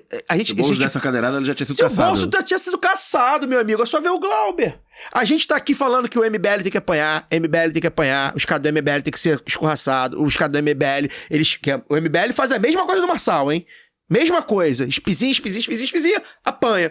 Foi um deputado de esquerda, talvez o deputado mais à esquerda que a gente tenha, pelo menos aqui no Rio com certeza, bateu efetivamente, escorraçou efetivamente no cara do MBL, merecidamente, tá aí com o pescoço aqui, ó. Pô, mas bateu, como é que defende? Então assim, não era pra ter sido o Glauber. Uhum. Então não era pra ter sido o Boulos. Não era pra ter sido, infelizmente a gente está recuado. A não ser que a gente passe o PSOL, o PT, enfim, os partidos, os movimentos sociais, fala assim, ó, agora essa aqui é uma brigada. A gente vai pro confronto. Vamos pro pau. O PSOL ficou famoso por causa disso, né? Embora fale um monte de merda, mas eles ficaram famosos por causa disso. Eles escorraçavam o MBL quando o MBL chegava nos eventos. Era o papel social deles, que eu acho muito bom, inclusive. Podia tirar todas as redes sociais e deixar só eles fazendo isso. Porque... Aí não, olha só, você é um militante do partido tal, a gente aqui é assim, se os caras chegam, se fascista chegar, a gente bate. Depois a gente vê, já tem aqui uma equipe jurídica preparada, a gente vai ver. Agora, uma pessoa fazer isso, um candidato, um deputado, Glauber, o Boulos, imagina, não vai ser, isso é voluntarismo, não cabe, não cabe. Então, assim, vi muita gente, cara, não é assim que funciona. Lu, você queria falar sobre, né? Sim, alguns pontos. Sobre essa coisa, quando eu falei da radicalização, você vê, não falei de agressividade. Não, isso aí não foi radicalização. No sentido mesmo da raiz dos problemas, de dizer, olha, problema da moradia é tal. Quando me dizem que eu fui preso por isso aqui. Sim. Porque parece sempre cheio de Deus. Também por causa do tempo. Eu não acho que ele usa tão bem o tempo assim. Uhum. Não é... A verdade é que é difícil a gente perceber grandes oradores hoje à esquerda. Isso também é um grande problema. Mas esse é um ponto. Eu queria falar da questão mesmo de gênero, tanto, né, que você trouxe do masculinismo ali tão presente nessa agressividade, né? Tanto que a gente viu no retorno, né, depois da cadeirada, quando o debate foi retomado, as candidatas que não irônica, não curiosamente, né? Existe mesmo um fundamento aí, são sempre as que sobram, elas acabam sempre, se vocês assistirem o debate de São Paulo, as duas mulheres candidatas geralmente acabam sobrando e perguntando e trocando entre elas mesmas, apesar de no último debate da Rede TV UOL teve uma trocação da candidata Novo, falando que a Tabata usou jatinho, visitou namorado, não sei o que lá, virou uma coisa meio, uns papos parece mais da hora da fofoca, assim. Mas essas candidatas acabam sobrando. E no retorno do debate da cadeirada, elas comentaram, né? Falaram, não, lamentável isso aqui. E nas considerações finais da Tabata Amaral, ela apela ao voto feminino. E ela diz, inclusive, acho que dá uma escorregada até pro que ela se pretende neutra, mas fala que acho que as mulheres têm um pouco mais de juízo, ela usa esse termo, vamos votar aí, fala com a sua amiga, quer dizer, ela quer se tornar mais conhecida ali entre as mulheres, ela tende a talvez, né, direcionar a campanha dela para isso, né, para ser, de fato, a representante mulher, mas não tem crescido tanto porque esse anseio pela violência, né, é muito mais real do que pela radicalização que eu estou querendo defender aqui, né? As pessoas não querem, talvez, respostas profundas para os seus problemas, mas elas querem a solução, nem que seja a base da porrada. Para a gente arrematar agora, falar do Rio de Janeiro, né? A gente vê aí nas pesquisas o Eduardo Paes com uma liderança até certo ponto confortável, querendo fechar no primeiro turno. Eduardo Paes apareceu... Ele vinha em crescimento em todas, isso. Agora ele apareceu estável no Datafolha e caiu alguns pontos na Quest. Né? Isso, ele apareceu com 59% do Datafolha. Eu tô me fiando pela Datafolha. Não leva mal não, porque a Quest vai precisar me provar se esse ano, porque a Datafolha tem acertado muito nos últimos anos. Então, o Quest, vamos ver. Esse ano, se eles falaram, ficou mais parecido com a Quest, eu passo a reportar o Quest. Eu vou me fiar pelo Datafolha. Que fase a gente tá, né? A esquerda antigamente era batia nas pesquisas e tal, agora a gente tem a pesquisa preferida, que é a pesquisa da Folha, inclusive. Enfim, faz parte. Conjuntura não tá fácil. O Eduardo Paes tá com 59% e o Ramagem sobe 6 pontos, vai a 17%, o Tarcísio aí oscilou, tá com 7%. Mas a rejeição, dado novo, o Dani, não sei se você acompanhou. O do Paes subiu um pouquinho. Não, a rejeição do Ramagem ultrapassou a rejeição do Mota. O Ramagem, da anterior, o do Tarcísio era maior. O Ramagem saiu de 29 para 37, e aí o Tarcísio Mota tá com 22, ou seja, o Ramagem cresce, é o candidato do bolsonarismo, basicamente esse movimento, né? Os bolsonaristas falam, é nesse cara que eu vou votar aí, que eu vou apertar. Mas ele carrega junto a rejeição. Mas ele carrega junto, esse que é o bolsonarista, então esse não quero. E a curiosidade, né? E aí no Rio tem a questão da alheia polarização muito interessante, né? A gente vai falar sobre. Depois do Ramagem com 37, o Tarcísio com 22% e o Ciro Garcia com 22%. Foda, né? Coitado do Ciro. E o Rodrigo Amorim vem com 19% depois. Então, ou seja, o Paz tá só em quinto. Ele tinha 14, 19, tá com 17. Enfim, tá ali oscilando em 17. Normando, essa eleição é uma eleição... É um dado também que é interessante. O Eduardo Paes é o candidato do Lula, mas ele não precisa de ficar dizendo que é o candidato do Lula. Tem 80% das intenções de voto entre o eleitorado lulista, segundo o Datafolha que a gente viu. Foi de ontem que você viu isso? Não, foi da semana mais passada. recente. O Datafolha não tá baixando o relatório, galera. Da Folha, disponibiliza aí. Que é um dado interessante, porque... E ele tem 50%, se eu não me engano, do bolsonarismo, 40 e pouco. Porque é isso, né? O Eduardo Paes, ele consegue navegar ali com muita facilidade, alheio à polarização, e ele mesmo falando dos problemas da... E falando, fazendo as coisas, né? Do que a prefeitura fez sobre os problemas da cidade. Mas aqui é o berço do bolsonarismo político, né? Digamos assim. Como é que você está vendo aí esse crescimento do Ramagem? E eu sempre falo isso, né? O bolsonarismo já mostrou desde 2018, cresce na semana, cresce no sábado anterior à eleição, chega na urna, cresceu também. Então, cada pontinho pro bolsonarismo eu costumo dar 2, 3 a mais e até chegar no domingo. Tem sido assim, pelo menos. Como é que você está vendo essa questão? Se a gente lembrar de 2018 e da eleição do lamentável magistrado Wilson Witzel, no Datafolha, 6 dias antes da eleição, o Wilson Witzel tinha 4%. E foi o segundo turno. Então, você pode colocar aí uns 15% de variação do bolsonarismo. Agora tem variantes, é claro. Não é o mesmo cenário. Sim. O bolsonarismo não é o mesmo. E tem uma experiência, a rejeição que o Ramagem experimenta quando ele começa a ser um protagonista considerável, ela vem disso, da experiência concreta também daquele terço do centro com o que foi Bolsonaro presidente. Agora, tem preocupações muito sérias aí. Primeiro, o Paes, né? O Paes não é um governante para a população, não é um governante para os trabalhadores, nunca foi, né? E de boas, né? Você tem origem na Leopoldina, eu também. Né? A gente sabe o que é a Avenida Brasil. Né? 40 anos atrás, para eu fazer ensino médio no centro do Rio de Janeiro, eu levava 48, 50 minutos para atravessar 8 quilômetros da minha casa até o centro da cidade. Esse tempo, para quem morava na Leopoldina durante as obras do BRT da Avenida Brasil, que duraram 11 anos e eram previstas para 6 meses, esse tempo chegou a 2 horas. Para várias pessoas, para quase 700 mil pessoas da Zona Norte do Rio de Janeiro e da Zona Oeste que se deslocam para Centro e Zona Sul para sua jornada de trabalho. Então, assim, isso é Eduardo Paes. Não tem outro nome. Mas teve 4 anos de Crivella. Beleza. Mas a obra durou 11. Né? Vamos botar os números na cara. E você tem uma experiência drástica dos serviços de saúde universais, né, sob a gestão de Eduardo Paes. Particularmente a história das OS, né, que aí tem culpa concorrente do governo federal, do governo do estado, mas uma culpa significativa do município. E aí o Paes, nesse cenário do fascismo, ele se apresenta como o malandro carioca, ele muda o seu perfil, que ele vem de uma origem de construir um perfil tecnocrata. Ele cria esse perfil no segundo turno de 2008 e vai entrando cada vez mais no personagem. No personagem do malandro carioca. Passa a usar chapéuzinho de fita, né? Vai nas escolhas dos sambas. Né? Achei curioso que ele não sabe no samba antigo da Portela.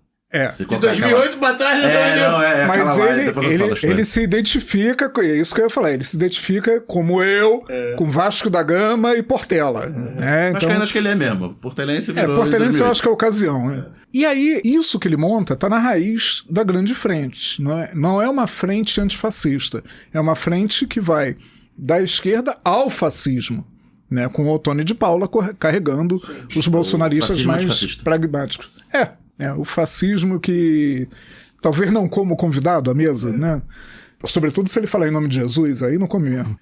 E isso é muito perigoso, é muito complicado. Lembrando que o Lula interviu pessoalmente, chamou o Paes cobrando o vice da chapa, e a resposta do Paes foi o seguinte: não, eu não te dou o vice da chapa, porque em 26 eu saio para governo do Estado e serei, portanto, um protagonista importante na tua reeleição. Com o vice, provavelmente, do PT. Com o vice, provavelmente, do PT, e desde que eu tenha o controle da prefeitura. Sim. Então o vice tem que ser meu, não pode ser teu. Claro. Então, a conversa foi essa, trocando em miúdos. E do outro lado, né, deixando o par de lado, enfim. Tô falando isso, voto em Niterói, e talvez eu, muito provavelmente, votasse em Paz, mas fazendo todo... são coisas, eu acho que são coisas diferentes também. Eu também acho. Essa é uma frase fundamental. Agora, do outro lado, o que tem? E por que, né, eventualmente eu poderia não votar em Tarcísio se votasse no Rio de Janeiro e votar em Paz? Porque muita gente dentro do PSOL carioca fala que usar isso é que nem a direita usar o bonequinho do fantasma do comunismo, né, que é o fantasma do fascismo. Só que o fascismo não é fantasma. Isso que falar. Existe de carne e osso. Está presente aqui, pronto a provocar genocídio, holocausto, a radicalizar tudo que tem de pior na sociedade brasileira, e encontrou nessa eleição municipal um nome bastante perigoso, com potencial para além do que geralmente tem, que é o Ramagem. Ramagem, para mim, é um nome muito mais perigoso do que o Marçal. Pelo seguinte, tem um historiador, né, italiano, e que foi político do PS na trajetória da Itália, dentre os muitos intelectuais que viveu foi testemunha da ascensão do fascismo na Itália, escreveu a respeito, que é o Gaetano Salvemini, que ele tem uma frase que eu acho fantástica sobre a ascensão do fascismo, e na verdade nem é uma frase, é uma palavra, e que acho que é chave para a gente entender o fenômeno como um todo. Todo líder fascista é um palhaço. Ponto. Mussolini era um palhaço. Hitler era um palhaço. Naquelas teatralidades, o discurso, etc e tal.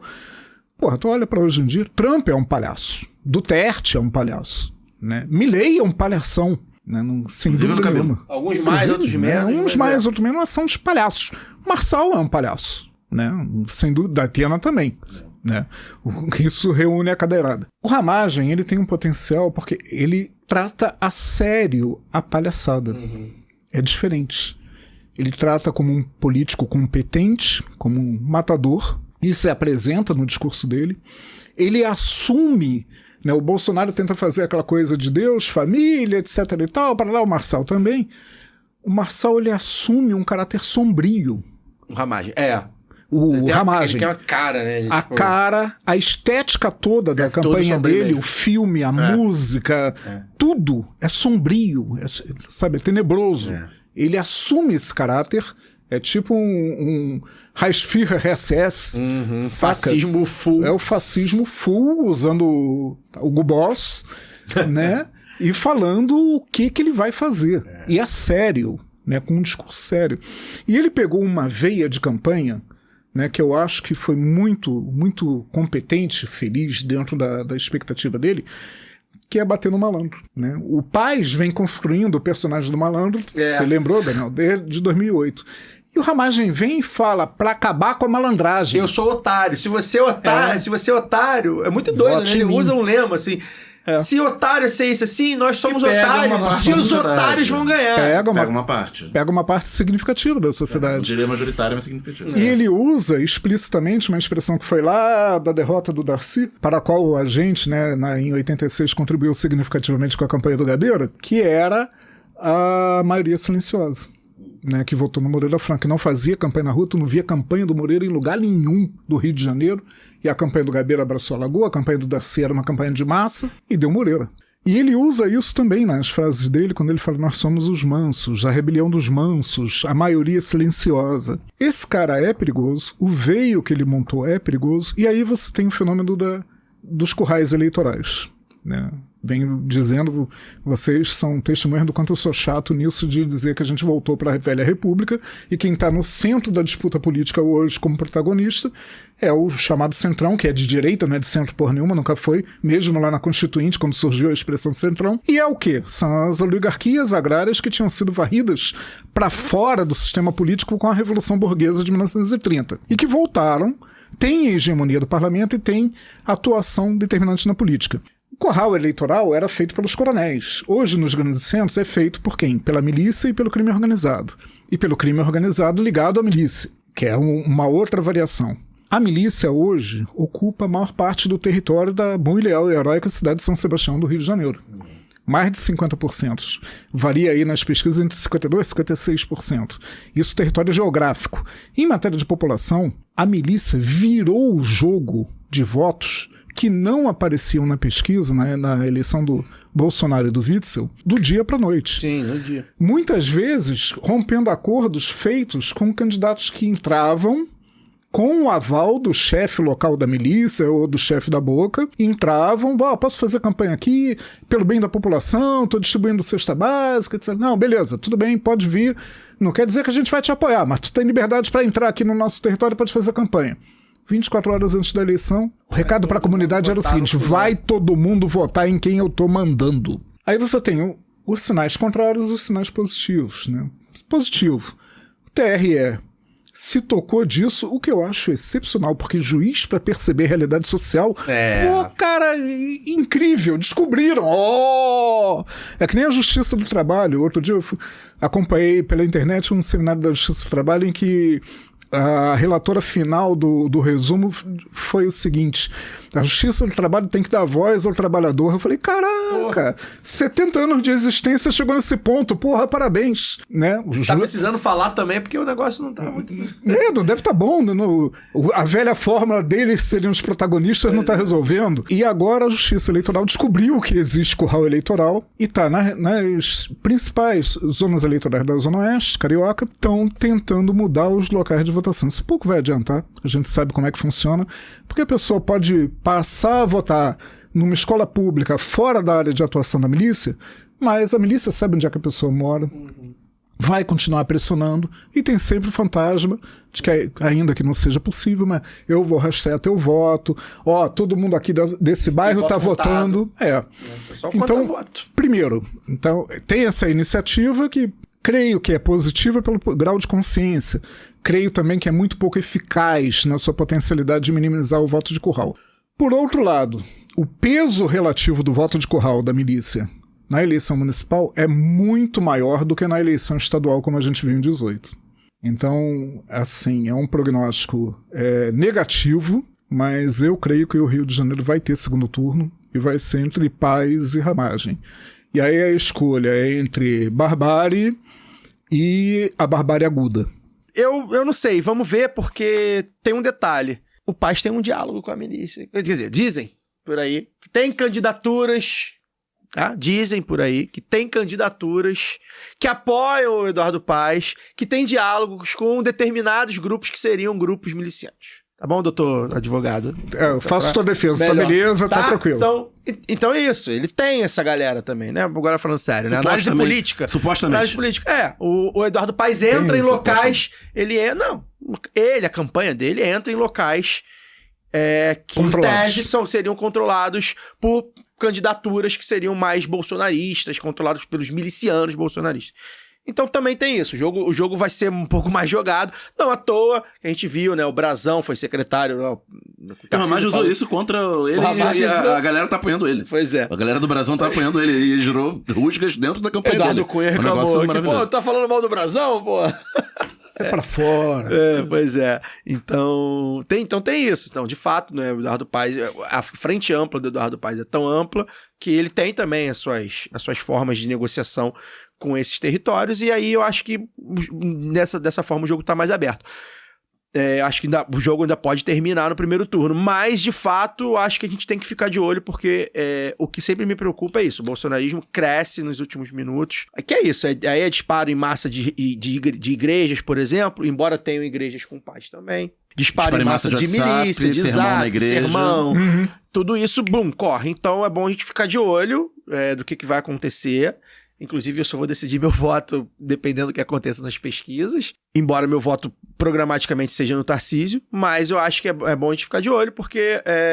E mesmo que vá pro segundo turno, eu acho que ainda o Paz ainda tem essa vantagem. Mas aí é outro jogo. O segundo turno tem esse perigo. E mais 3 semanas de campanha. Pois é. Normando, prazerzaço ter batido esse papo com você. Obrigado por ter estado aqui com a gente. Acho que a gente sempre consegue ampliar mesmo as nossas reflexões com a sua presença. Muito obrigado. Antes do Normando dar o tchau, queria relembrar aqui, né? Se você está no YouTube aqui nosso, deixa seu like, seu comentário, seu feedback. Pra gente é muito importante. Quem estiver aí no aplicativo, ouvindo aí no aplicativo de podcast, também alguns podcasts é possível deixar comentário na plataforma. Então, avaliar, dar estrelinha e tal. Então, pra gente também, tudo isso é válido. Obrigado, Normando, novamente. Cara, mais uma vez eu agradeço, uma alegria estar aqui com vocês, com Caio, Daniel, Luara, o time cheio, muito bom. E assim, é otimismo na análise, na ação, e pessimismo na análise. Tô trocando já, né? Tô tão pessimista que tô trocando, cruzando tudo. Mas enfim, vamos pra o jogo luta. O jogo é jogado, não termina. Né? Eu também tenho esperança de que, com o povo na rua, os 48 do segundo tempo justificasse o voto no Tarcísio, que seria ótimo ter um segundo turno entre Tarcísio e... Seria ideal, mas a campanha Dani acabou não deslanchando também, por todas as dificuldades, enfim. Claro, A compreensível. gente lamenta muito, seria o melhor cenário possível dentro de um cenário racional. Mas, enfim, a gente está no momento em que as pesquisas também... É isso, né? Repito, houve um tempo que a gente falava das pesquisas. Então, as pesquisas se aprimoraram também. Então, a gente acaba se guiando bastante por essas pesquisas. Mas, até sobre isso, gente, eu acho que, assim, para você, eleitor carioca, mesmo que você... eu sou de esquerda, sou mais à esquerda... Cara, eu acho que tem que... Eu tô muito tranquilo com o eleitor que se diz de esquerda e vota no Paz, por exemplo. Tô muito tranquilo. Eu acho que é pragmático, um voto muito pragmático. Não sei se eu vou dar, vai depender. Eu prefiro não dar, mas acho super natural. Super natural. Porque a gente vive um momento que redução de danos faz parte também.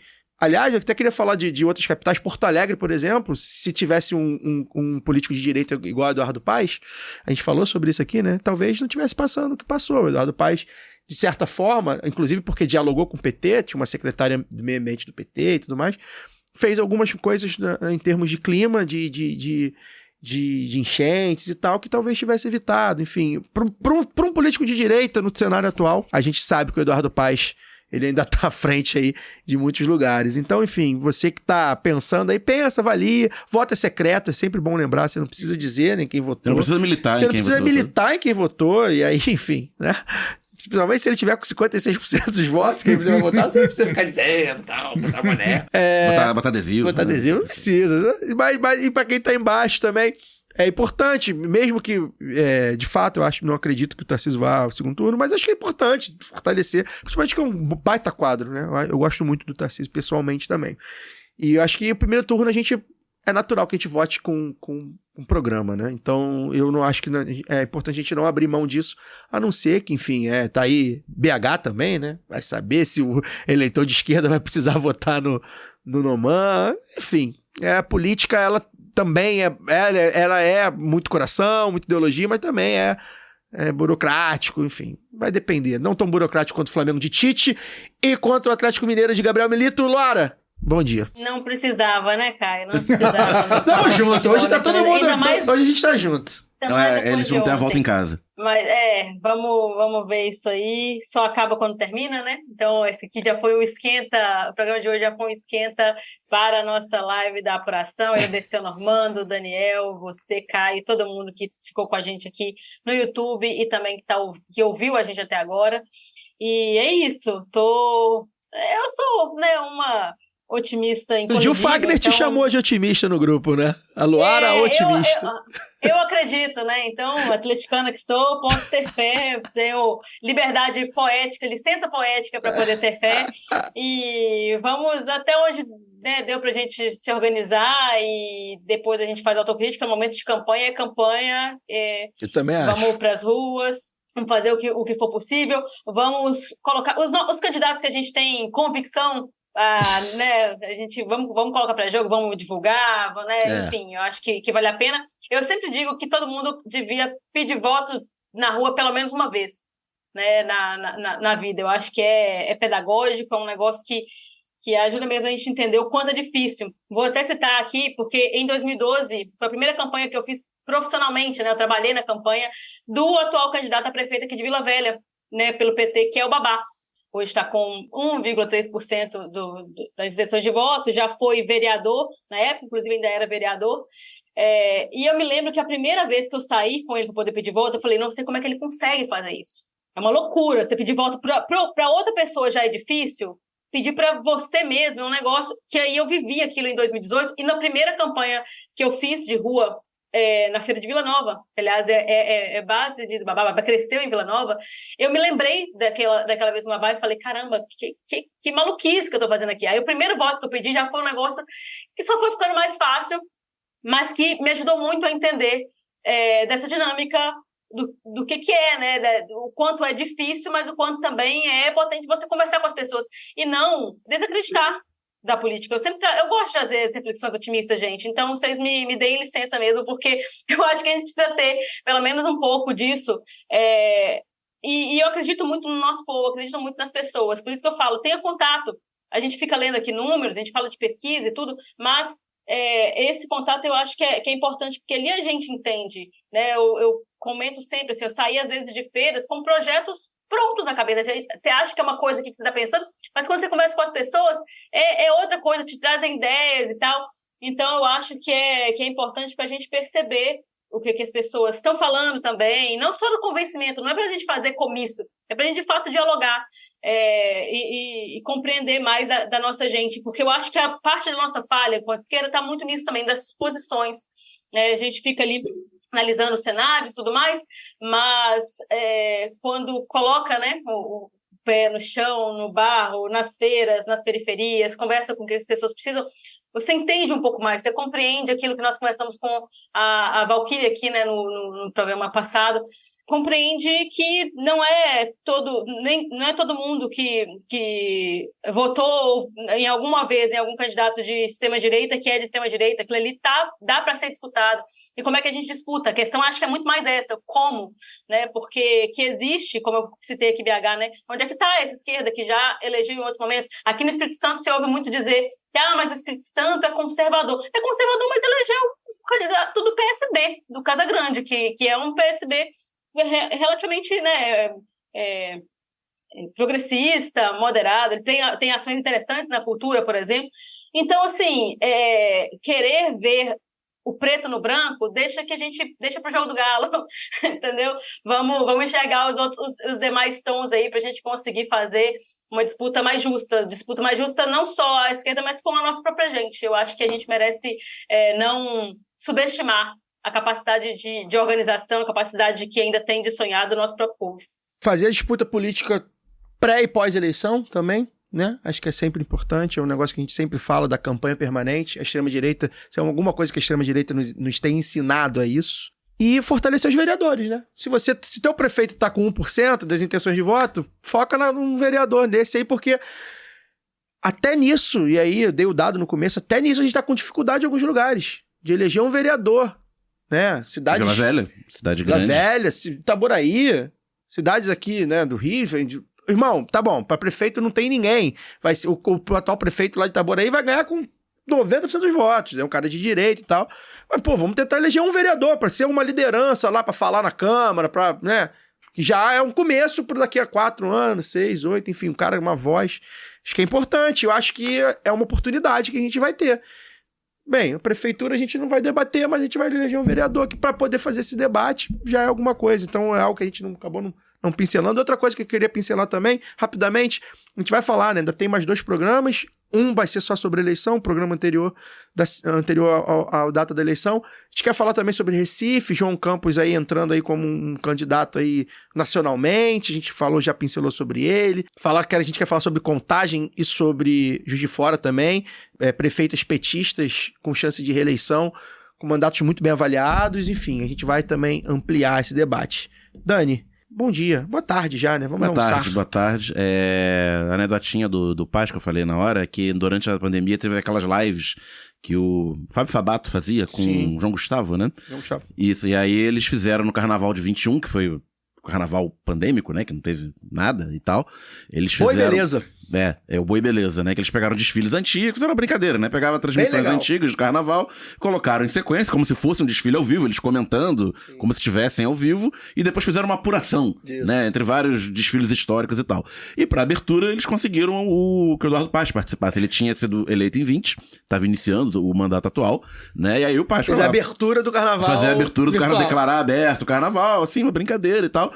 E o Fabato encerrou, né, com o portelense, Eduardo Paes, citando um samba antigo da Portela, que eu não lembro, mas era um samba antigo, anos 80 ou 90 e tal. E o Paes fez uma cara de que ele não tinha a menor ideia do que o Fabato, né? O Fabato, não, eu sou a Portela, prefeito. Ele, e tal. Tipo, ele não sabe de 2008 pra trás, ele não conhece.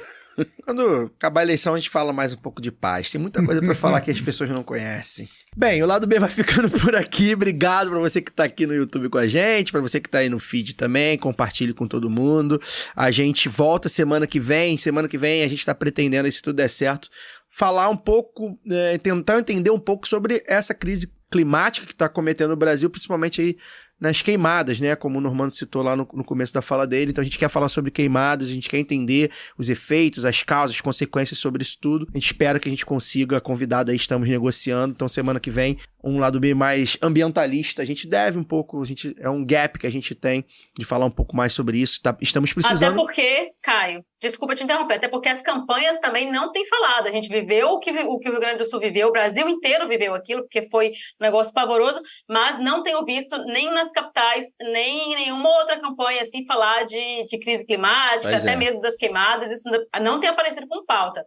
E acredite, como a gente falou aqui, tudo começa na prefeitura. Então, se o prefeito pode fazer alguma coisa, ele deve fazer. Então... É só ver que em Porto Alegre mesmo, quem está na liderança foi quem afundou a cidade. Inacreditável. Né? Então, é inacreditável. Quero falar sobre Porto Alegre também. A gente fala na próxima... daqui a 2 semanas a gente fala, porque é inacreditável o que está acontecendo lá também. Gente, obrigado. Então, a gente se vê no próximo Lado B do Rio. Valeu. Valeu. Este podcast foi editado por Fernando Cesarotti.